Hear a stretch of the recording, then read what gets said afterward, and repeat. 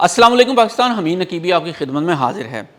ناظرین، حالیہ ایران جنگ کے بعد ایران نے اپنے ملک میں جاسوسوں کے خلاف ایک بڑا آپریشن شروع کر رکھا ہے۔ انٹیلیجنس ایجنسیاں اس حد تک ایکٹیو ہیں کہ اب وہ اپنی بیوی، بیٹیوں اور بچوں کو بھی شک کی نگاہ سے دیکھ رہے ہیں۔ انہی تحقیقات کے کچھ واقعات ایسے سامنے آئے ہیں کہ جس نے ایرانی کمانڈ کی بنیادیں ہلا دی ہیں۔ اس بار دشمن کے لیے جاسوسی کوئی اور نہیں بلکہ ایران کی اپنی خواتین کر رہی تھیں۔ تہران کے پوش علاقوں کے بیوٹی پارلر سے لے کر نیوکلیئر میڈیسن کی ہائی ٹیک لیبارٹریز اور اصفہان کی ملٹری ہیڈ کوارٹرز تک ان خواتین نے جذبات، خوبصورتی، سائنسی جریدوں اور باتوں باتوں میں وہ معلومات نکال لیں جو جدید ترین جاسوسی کے آلات بھی نہیں نکال سکتے تھے۔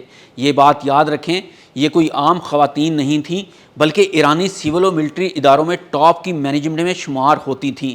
یہ خواتین ایجنٹس کیسے بنیں؟ ایران کی کون کون سی معلومات دشمن کے ساتھ شیئر کرتی رہیں؟ بدلے میں بھاری معاوضے کیسے حاصل کیے اور کون کون سے جاسوسی کے آلات ان خواتین سے پکڑے گئے؟ اور آخر میں ایرانی انٹیلیجنس نے انہیں کیسے پکڑا؟ ناظرین، کہانی شروع ہوتی ہے ایک بڑے بیوٹی پارلر سے۔ تہران کا سب سے امیر اور وی آئی پی علاقہ اہلیہ، ایک ایسا علاقہ جہاں ایران کی سیاسی اور فوجی اشرافیہ رہتی ہے۔ یہاں ایک بیوٹی پارلر تھا جس کی مالکن کا نام تھا ثریا قاسمی۔ ثریا تہران کی ایک سیلیبریٹی میک اپ آرٹسٹ تھی اور اس کا پارلر کوئی عام پارلر نہیں تھا بلکہ وہ تہران کی ہائی سوسائٹی کا مرکز تھا۔ وہاں کون آتا تھا؟ پاسداران انقلاب کے جرنیلوں کی بیٹیاں اور حکومت کے وزراء کی خواتین۔ اب ذرا موساد کا مائنڈ گیم دیکھیے۔ ثریا کو استنبول میں ایک فیشن شو کے دوران موساد کے ہینڈلرز نے اپروچ کیا۔ اسے کروڑوں ڈالرز کی فنڈنگ دی گئی تاکہ وہ اپنے پارلر کو تہران کا سب سے جدید لاؤنج بنا دے، لیکن اس فنڈنگ کی ایک شرط تھی۔ ثریا کے پارلر کے اس وی آئی پی روم میں جہاں خواتین بال بنواتے ہوئے یا فیشل کرواتے ہوئے بالکل ریلیکس ہو کر اپنے گھروں کی گپ شپ کرتی تھیں، وہاں دیواروں، لائٹس اور صوفوں کے اندر انتہائی جدید مائکرو ڈیوائسز اور پوشیدہ مائکرو کیمرے فٹ کر دیے گئے۔ خواتین وہاں بیٹھ کر باتوں باتوں میں کہتی، ہمارے شوہر بہت تھک گئے ہیں، پچھلے ایک ہفتے سے گھر نہیں آئے۔ دوسری کہتی، ہاں میرے شوہر بھی اچانک نتانز گئے ہیں، کہہ رہے تھے کہ وہاں کوئی بڑی شفٹنگ ہو رہی ہے۔ ثریا یہ تمام لائیو آڈیو ریکارڈنگز اور ان خواتین کے نفسیاتی پروفائلز براہ راست تل ابیب بھیجتی تھی۔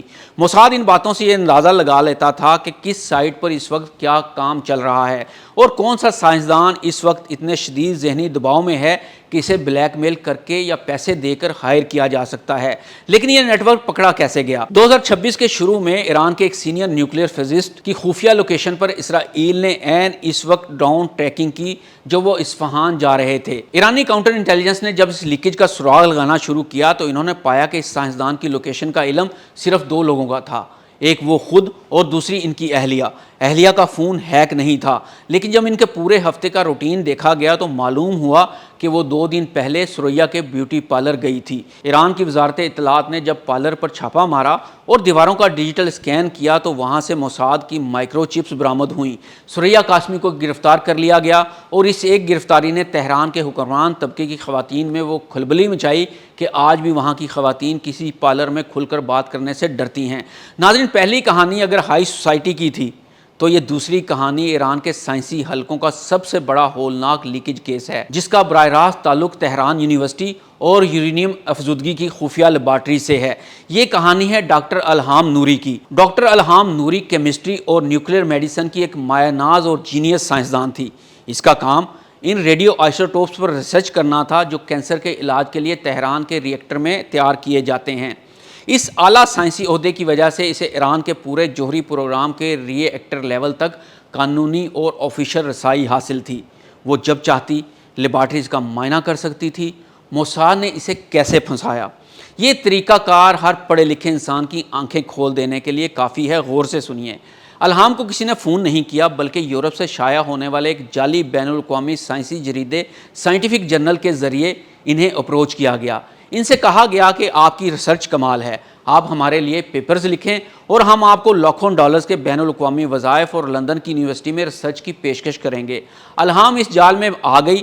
اس جریدے کے پیچھے موساد کے فرنٹ مین کام کر رہے تھے۔ ادویات کی ریسرچ کی آڑ میں الہام نے ان سینٹریفیوجز کی تکنیکی تفصیلات، ان کے ماڈل نمبرز اور ایران کے پاس موجود یورینیم کی اصل خاصیت کا وہ خفیہ ڈیٹا چوری کرنا شروع کر دیا جو ایران بم بنانے کے لیے استعمال کر سکتا تھا۔ اب سوال یہ ہے کہ وہ یہ ڈیٹا تہران سے باہر کیسے بھیجتی تھیں؟ وہ استعمال کرتی تھیں اسٹیگنوگرافی، یعنی وہ اس پورے ڈیٹا کو انکرپٹ کرتی اور اپنی عام سائنسی ریسرچ کی تصاویر کے پکسل کے پیچھے چھپا کر لندن بھیج دیتی تھی۔ بظاہر وہ ایک تصویر ہی ہوتی تھی، لیکن اس کے ڈیجیٹل کوڈ کے پیچھے ایران کے ایٹمی راز چھپے ہوتے تھے۔ لیکن ایک جینیس سائنسدان سے بھی غلطی ہو گئی۔ 2025 کے حملوں کے بعد ایران نے اپنے تمام نیوکلیئر لیبارٹریز کا ایک بڑا ڈیجیٹل آڈٹ کیا۔ سائبر سیکیورٹی کے ماہرین نے دیکھا کہ ایک مخصوص کمپیوٹر سے رات کے ٹھیک 2 بجے کچھ ایسی حساس فائل کا بیک اپ لیا گیا تھا جن کا نیوکلیئر میڈیسن سے کوئی تعلق نہیں تھا، بلکہ وہ ملٹری گریڈ یورینیم کا ڈیٹا تھا۔ جب کاؤنٹر انٹیلیجنس نے الہام نوری کے گھر پر چھاپا مارا تو وہاں سے ایک ایسی خفیہ USB برآمد ہوئی جس کے اندر وہ سافٹ ویئر موجود تھا جو تصاویر کے پیچھے ڈیٹا چھپاتا تھا۔